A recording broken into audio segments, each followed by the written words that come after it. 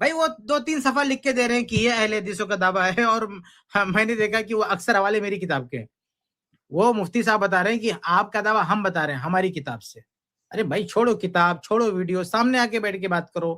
طلاق سے متعلق اور خود انہوں نے جو چیلنج انہوں نے کیا تھا نا، چیلنج انہوں نے کیا تھا، دعویٰ انہوں نے پیش کیا تھا، اسی پر بات ہوگی کہ آپ نے جو دعویٰ پیش کیا وہ غلط ہے. اب ہمارا دعویٰ کیا چاہیے؟ یہ اتنا کافی نہیں ہے؟ مفتی صاحب نے جو چیلنج کیا ہے، جو دعویٰ کیا، ہم کہتے ہیں وہ دعویٰ غلط ہے. اہل حدیث کا دعویٰ سمجھ میں رہا، چھوڑو. تمہارا دعویٰ تو سمجھ میں آ رہا نا، تمہارا اپنا دعویٰ تو سمجھ میں آ رہا نا. ان کو اہل حدیث کا موقف سمجھ میں نہیں آ رہا. ارے چھوڑو اہل حدیث کا موقف، تمہارا اپنا موقف سمجھ میں آ رہا ہے، ہم کہتے ہیں غلط ہے. آؤ بات کرو بیٹھ کے ہم سے. تمہارا صبر کے ساتھ سب لوگ بات کریں گے انشاءاللہ. تمہیں سمجھ میں آ رہا نا. جی ہمارا جی موقف بعد میں غلط ثابت کرنا، پہلے اپنا صحیح ثابت کر کے بتاؤ. ہم کہتے ہیں غلط. مفتی صاحب نے جو دعویٰ کیا غلط. مفتی صاحب کا جو چیلنج میں جو دعویٰ کیا، جو بات کی، جو موقف بتایا وہ غلط. اہل حدیث کا موقف سمجھ، ارے اپنا تو سمجھ میں آ رہا. اللہ کے بندے اپنا سمجھ آ رہا، اپنا سمجھ میں آ رہا. آ جاؤ اپنے پہ بات کر لو نا.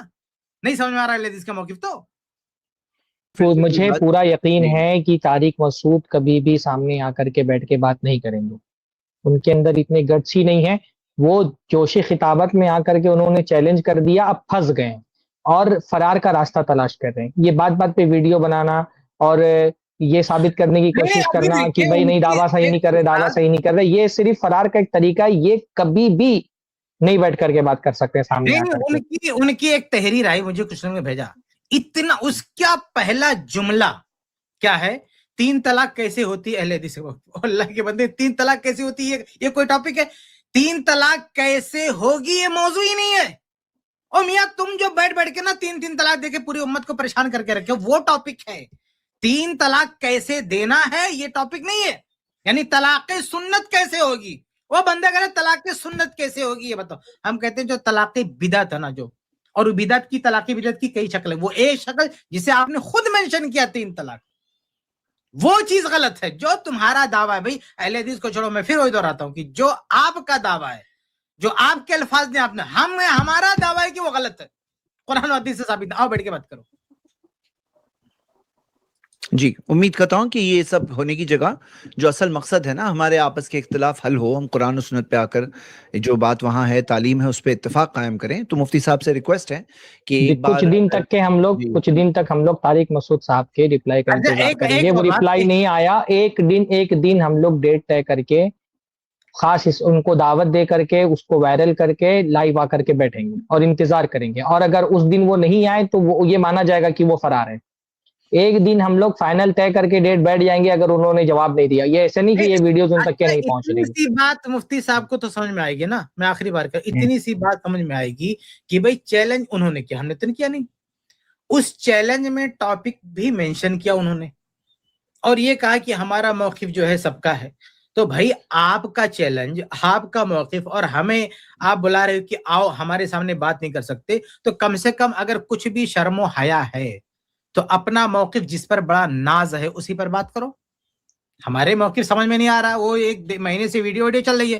تمہارا تو سمجھ میں آ رہا ہے نا، تمہارا موقف کیا بھائی، وہ تو سمجھ میں آ رہا نا. کیوں بھی سمجھ میں نہیں آ رہا ہے؟ اگر آپ کو اپنا موقف سمجھ میں آ رہا ہے تو وہ ہم کہتے ہیں غلط ہے، وہ تم اس کو صحیح ثابت کر دو. تو چیلنج آپ نے کیا ہے اور اپنے موقف کے دفاع میں کیا ہے، تو ہم کہتے ہیں غلط ہے. آؤ بیٹھ کے ثابت کرو اس کو صحیح. پھر ہمارا کیا ہے اس پر بات ہو جائے گی. پہلے آپ نے چیلنج کیا، پہلے آپ کو ہم کاؤنٹر کریں گے، پہلے آپ کے دعوے کو غلط ثابت کریں گے، آپ کے دلیل کو غلط ثابت کریں گے، اس کے بعد ہمارے موقع پہ بات کر لینا. یہ ٹاپک دیا تھا زید بھائی، میں نے یہ ٹاپک دیا تھا کہ مفتی صاحب نے تو 3 طلاق بول دیا، اور 3 طلاق سے ایک اہل حدیث کے ساتھ بات بھی چلے، ہم بھی بات کریں گے، لیکن ہماری طرف سے بھی ایک ٹاپک ہے حلالہ. یہ جو حلالہ مفتی صاحب جس کو پروموٹ بھی کر رہے ہیں بہت ساری الگ الگ طریقے سے، ہم اس پر بھی بات کریں گے. اور یہ 3 طلاق کا مسئلہ حلالہ سے جڑا ہوا ہے. اگر حلالہ کی نوبت نہ آتی تو شاید یہ مسئلہ بھی اتنا جو ہے وہ نہیں ہوتا. یعنی 3 طلاق دینے کے بعد بھی اگر لوگ الگ الگ ہو جاتے ہیں نا، اتنا بڑا ایشو نہیں تھا. یعنی ایک بندے نے 3 طلاق دے دیا، ایک ساتھ طلاق دے دیا، اس کو لوگوں نے واقع مان لیا، دونوں الگ ہو گئے. الگ ہوئے کہ کوئی بہت بڑا مسئلہ نہیں ہے. بہت بڑا مسئلہ یہ ہے کہ پھر اس کو واپس لانے کا جو پروسیس حلالہ بنا کے رکھا ہے، یہ بہت بڑا مسئلہ ہے. ورنہ عہد فاروقی میں، عمر رضی اللہ عنہ کے دور میں 3 طلاق کو 3 तलाक किसी ने दे दिया, दोनों को अलग कर दिया जा रहा, कोई मसला नहीं हुआ। यानी ये कोई मसला हुआ नहीं। मसला तो तब शुरू हुआ ना जब आपने हलाला बीच में लाके और जो है हलाला का प्रोसेस लाके वापस ही मिलाना शुरू किया। आप दावा करते हम फारूक की सुन्नत पे अमल करते, तो करो ना फारूक की सुन्नत जो है उस पे अमल करो।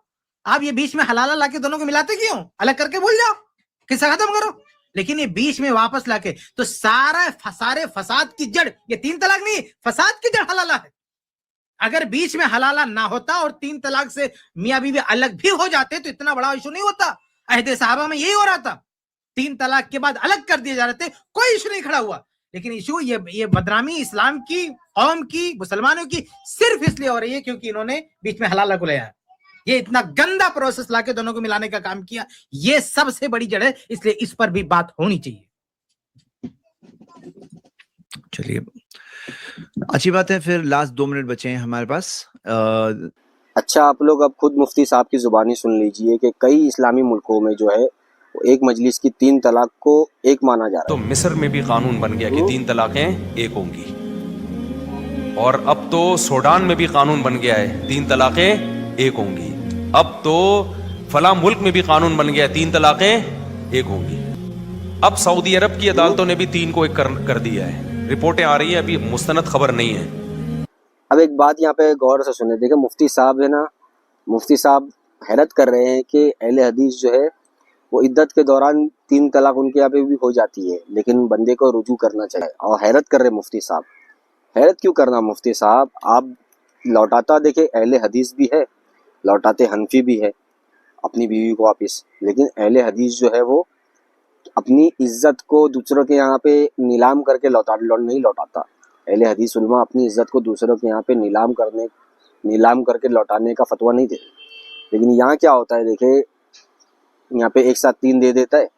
अब यहाँ पे हलाले सेंटर कायम है, यहाँ तक के लोगों को, आवाम को ये बात बताई गई है कि तुमको 3 बार तलाक बोलना है। आवाम इसको वाजिब समझती है। अब ये कौन बताया, ये आप लोग जानते हैं, आवाम को एक साथ 3 तलाक देना। हत्ता कि आप बॉलीवुड की फिल्में भी देखेंगे तो वहाँ पे भी वो 3 बार तलाक कहता है।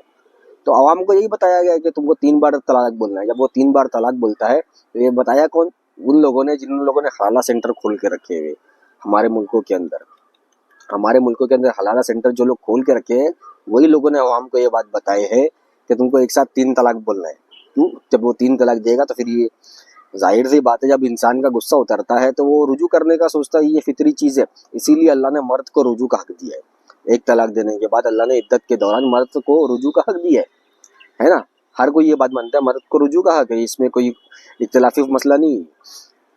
क्योंकि ये फितरी चीज़, जब गुस्सा उतरता है उसको अपने खानदान, अपने बच्चे, इन सब का ख्याल आता है, फिर वो रुजू करने सोचता है, तो अल्लाह ने उसको रुजू का हक दिया है।